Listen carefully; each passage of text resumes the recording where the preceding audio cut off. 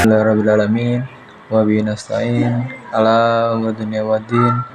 Wassalatu wassalamu asrofil alamin mursalin ala sayyidina wa syafi'ina wa zurhina maulana Muhammadin amma ba'd. Segala puji bagi Allah Tuhan semesta alam yang mana menyaksikan segala nikmat yang diberikan kepada kita, baik kita nikmat iman, Islam, sehat, hingga panjang umur. Semoga kita semua dalam keadaan sehat walafiat. Sebelumnya perkenalkan, nama saya Saidi. Pada kesempatan kali ini saya akan menjelaskan mengenai demokrasi, kepemimpinan, dan penegakan hukum dalam perspektif Islam.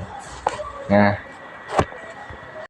teman-teman, kita pernah mendengar gak sih kata demokrasi, kepemimpinan, ataupun hukum yang mungkin terlintas dalam pikiran kita adalah pemerintahan ya, ataupun urusan negara. Nah, padahal dalam Islam ini ketiga tersebut juga memiliki nilai-nilai yang sangat penting. Apa sih? Nah, Islam mengajarkan bagaimana seorang pemimpin harus bersikap adil, bagaimana masyarakat ikut bermusyawarah dalam mengambil keputusan.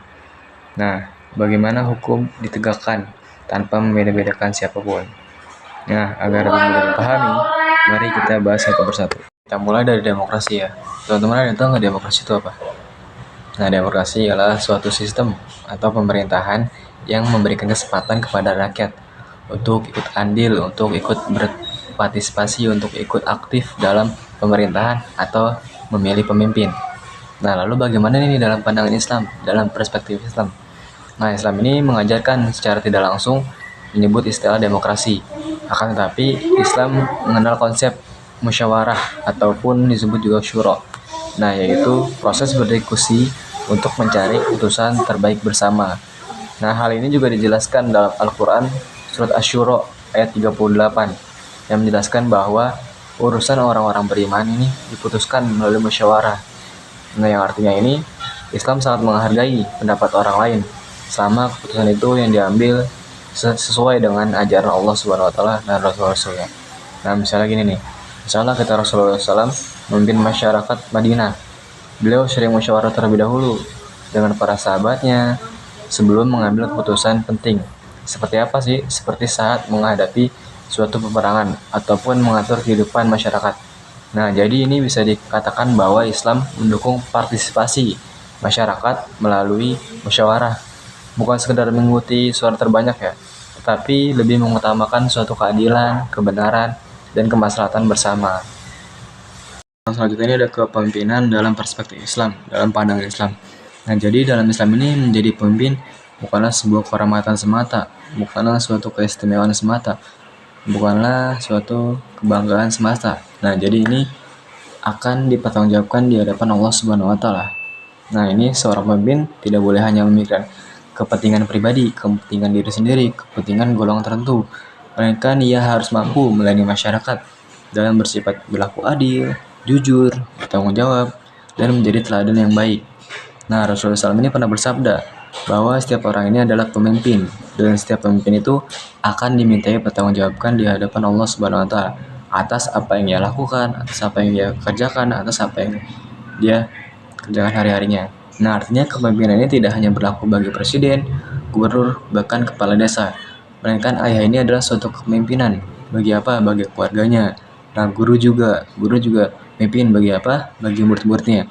Bahkan mahasiswa juga menjadi pemimpin bagi apa? Bagi dalam organisasinya ataupun dalam kelompok belajar tertentu.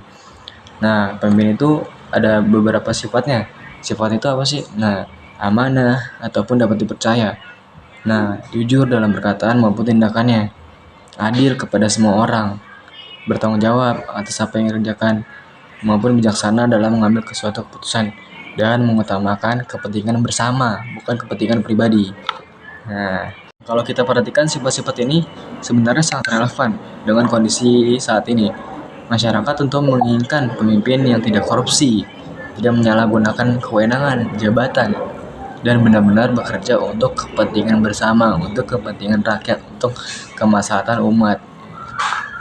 Bahasan selanjutnya ini ada penegakan hukum dalam perspektif Islam, dalam pandangan Islam.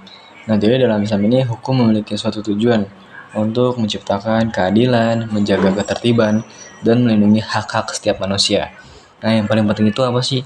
Nah, yang paling penting itu hukum harus ditegakkan secara adil-adilnya tanpa membedakan status sosial, kekayaan, maupun jabatan seseorang. Nah, Rasulullah SAW ini pernah bersabda bahwa dan menegaskan bahwa apabila putrinya sendiri melakukan pelanggaran, baik itu pelanggaran kecil, pelanggaran berat, nah, maka hukum itu ditegakkan, tetap harus dijalankan tanpa membedakan. Nah, hal ini juga menunjukkan bahwa Islam ini mengajarkan tidak boleh ada perlakuan istimewa terhadap siapapun. Nah, selain itu juga Al-Quran juga memerintahkan umat Islam ini untuk berlaku adil, meskipun kepada orang yang tidak disukainya. Nah, dari sini kita bisa memahami bahwa tujuan hukum dalam Islam ini bukan untuk membalas dendam, melainkan menciptakan suatu keadilan, memberikan perlindungan kepada masyarakat, dan mencegahnya terjadinya kerusakan-kerusakan. Nah, dalam kehidupan sehari-hari ini, penegakan hukum juga bisa dimulai dari hal-hal sederhana. Misalnya kita menaati rambu-rambu lalu lintas, tidak melakukan kecurangan saat ujian, tidak mencontek, dan menjaga kejujuran dalam berdagang. Nah, juga menghormati hak-hak orang lain. Nah, jadi setiap individu ini memiliki kesadaran hukum yang baik, maka kehidupan masyarakat akan menjadi lebih aman, tertib, dan harmonis.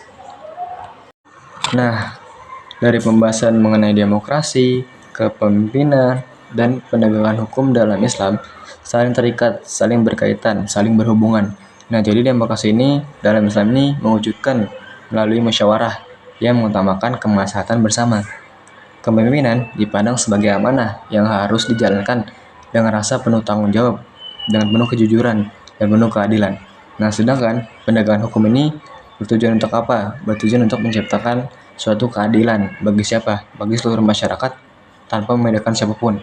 Nah, oleh karena itu, sebagai generasi muda, kita tidak hanya memahami konsep-konsep, melainkan kita harus memahami mulai menerapkannya dalam kehidupan sehari-hari. Misalnya gini, kita menghargai pendapat orang lain, bersikap jujur, bertanggung jawab, dan menaati aturan-aturan yang ada, serta berlaku adil kepada siapapun, kepada siapa saja. Nah, dengan begitu, nilai-nilai Islam ini tidak hanya menjadi suatu teori, melainkan menjadi pedoman dalam kehidupan bermasyarakat, bernegara, maupun berbangsa. Nah, demikianlah pemaparan mengenai demokrasi, kepemimpinan, dan penegakan hukum dalam perspektif Islam, dalam pandangan Islam. Semoga apa-apa yang saya sampaikan, semoga materi yang saya sampaikan ini dapat menambah suatu kewawasan, menambah ilmu pengetahuan, dan memberikan manfaat dalam kehidupan sehari-hari. Kurang lebih mohon maaf. Wabillahi taufiq wal hidayah. Wassalamualaikum warahmatullahi wabarakatuh. Terima kasih.